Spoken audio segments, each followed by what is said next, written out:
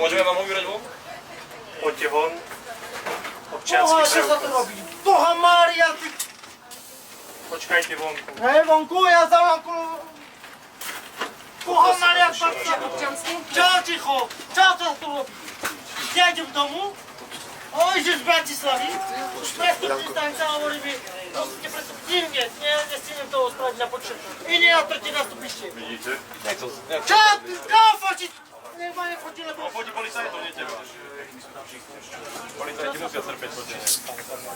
Čo sa to robí? To piči, veď mám peniaze! Vlako zavolal nás prievodkyňa, povedal, že mal lístok do Poprádu, no a nastúpil do vlaku, nechcel si kúpiť, potom začal vriesť, keď niekde pričesne, ak Na, koľko chce a že peniaze? hodil Nech takto si 29 zober, z prievodkyňa. nech zobere si! No ako to je, aké to je. Hej, keď si rasistka, choď do piči. Ukľudnite sa. Hej, Ukľudnite sa. tak zažalujem teba, že ti hlava, tá, čo máš, tie mrnky. Viete, ja toto nemusím strpieť, aby mi tu niekto hovoril z prievodkyni, že má ísť do piči alebo podobné veci, toto. Hej, ty si rasista, ideš do piči. Hej, Takže to nefot! sa deje, hej? To je bežné u nás. Koho fotíš? Teba fotím. Koho fotíš? Nech nefotí, lebo... Ukľudnite sa. Ukľudnite sa. Normálne. Ukľudnite sa. Ale oni ma fotia. Oni fotia policajtov pri zásahu, na to majú právo. To musí byť zdokumentované. Hovorím vám, dajte ruky pred... Normál. Toto je vaše, máte ešte niečo vo vláku?